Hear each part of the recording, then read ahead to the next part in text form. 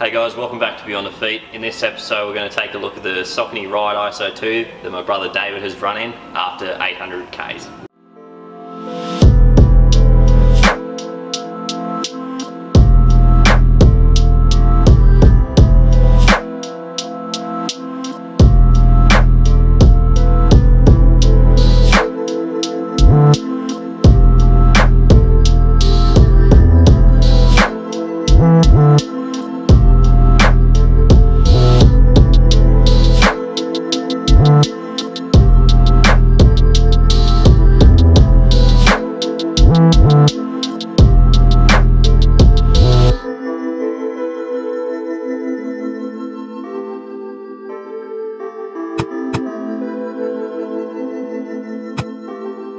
If you want to get involved in the community, head over to our Strava club. It's Beyond the Feet. You'll have to be a member in our Strava club if you want to be involved in any of our giveaways coming up. We'll get into this shoe.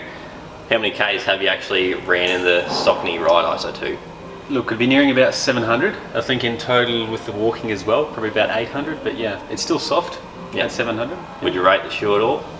I'd buy another one. Yeah. Right. How has it fared up over the 800 Ks that you've ran in? It's probably got softer since I started. Of course, I think most shoes I've had, they've started off harder, but this has definitely softened up. Yeah, you don't feel the hardness in the shoe. Did it take much to soften up, like after 100 Ks, or would you say? I think after about 2 or 3 runs, around about 50 Ks. Yeah. Soft gel. That's good. What's the furthest run you've done in it? Half marathon. Half marathon. As far as I could get.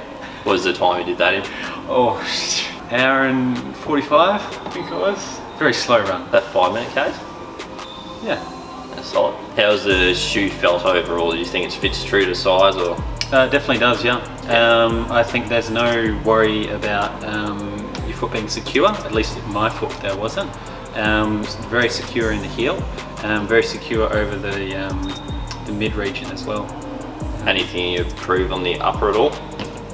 Not really. I think the only thing I'd improve about the whole shoe itself would just be the laces. Of course, they look messy there. Yep. But yeah, definitely the eyelets have gotten a bit of wear over those 700 Ks. Touching on the midsole, how would you rate it, kind of to firm and responsive, or kind of plush and you sink into it?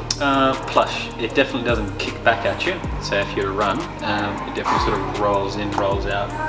It is quite a soft runner. Yeah. Have you ran in any other Sauconys in the past at all? No. No? First time? Yes. Would you rate Saucony as a brand when it comes to running shoes? Most certainly. I think purely just based on the lightness of the shoe and that the responsiveness, I guess, plushness. Yep. It really is a shoe you can't really look elsewhere for. Yeah. Have you experienced any injuries when it comes to the Ride ISO 2? Not because of the shoe. Not because of the shoe? What injuries were they? They were related to just knee injuries, but nothing the shoe did. What was the shoe prior that you were running in before the Ride ISO 2? Before this, I was running in a Hoka Clifton 4. Slightly different, but in terms of the actual foot strike and how you'd end up, like there was definitely difference in the rocker. Yeah. But this still, you could still glide through the shoe quite nice, so there wasn't really much change at all. Are you going to buy another Ride ISO 2, or what's your next shoe you're running in? I think I would if there was nothing else on the market, yeah. But just because there is other offerings by Saucony, I think I will. You know, the Triumph offers more kilometers, more distance, yeah. But yeah, if that wasn't on the market, I'd easily go for another Ride. Very reliable shoe. I used it as a daily trainer even, so. Could you easily do every kind of workout in this? Yeah. Well, you could, speed workouts, they might be too soft. Yeah. You might want something a bit harder, but definitely your long runs, your slow runs. Something to give you back what you put down. Yeah. Yeah. Yeah. How many more runs would you think you could do in the Ride ISO 2, even though it's done about 700 Ks? Just purely based on the feel, the last 50 to 100 Ks have been pretty lazy. I guess the shoe's gotten quite lazy, but in saying that, you could definitely still walk in it, just definitely not running in it. Yeah. Was it flexed, like the midsole's flexed up, or? No, the flex is still nice. I think it's just perhaps the slowness in response is no longer there. Yeah. Your legs are having to work a bit harder. Yeah. What updates would you make to this shoe if you were going to design a new version of it? As I said, I think the only thing would be the eyelets. where the laces are. I like if there was electric laces, that'd be great. The bowl lacing. Well, yeah. Yeah. Just so that you're not fiddling around with this, literally fiddling around with lacing for a good 10 minutes before starting. Was just the lockdowns just useless on it? No, I think, well, it could just be to do with the lacing itself or my foot. The laces themselves just don't tie. Yeah, they, like, you know, if you were to tie a lace, it would lock tight there. I was always finding I'd have to hold it down and then work my way up. Yeah, right, that's fair. So what did you like about the outside? Was it grippy in the wet, or did you do any running in the wet first? Was a bit of running in the wet. You could notice it didn't have as much grip as it would have did in the dry. Yeah. I think that Hoka I was running before did. Was it just the forefoot where that crystallised rubber was, or it was. You're just slipping on like hills? Yeah. Yeah, just on the forefoot that you find yourself slipping. Yeah, and running downhills would be alright. Downhill's fine. Yeah. I think all in all, the shoe itself, like most Sauconys, it does lock itself down great in the heel. Yep. And that's where I found a lot of security in, I guess, planting my heel before I was, or as I was running. Yeah, really no cons, I guess, in itself, aside from the laces, but that could just be me. Do you want to wrap it up, David?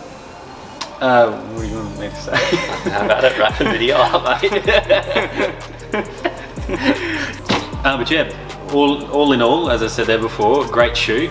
I think 700 Ks, you still feel like they're fresh. I think between 700 and 800, that's where I found I probably needed to do a repeat on this shoe or get something a bit newer. Yeah. Anyways, guys, if you've got any questions about the Saucony Ride ISO 2, let us know in the comments. As I said before, go and follow us on the Strava Club. Get involved in the community over there, pump out a few Ks in 2020. We still have the race to 2020. We'll find a goodie bag so the winner can win that. Frank at the moment's got about, he's definitely leading the way, kind of in that mid 1,000 range at the moment, so he's pumping out a few Ks. Follow us on Instagram if you got any shoe ideas or you're tossing up between a few shoes. Ask us over on Instagram. Give us one of them ones, hit the subscribe and all that jargon, and we'll see you in the next video.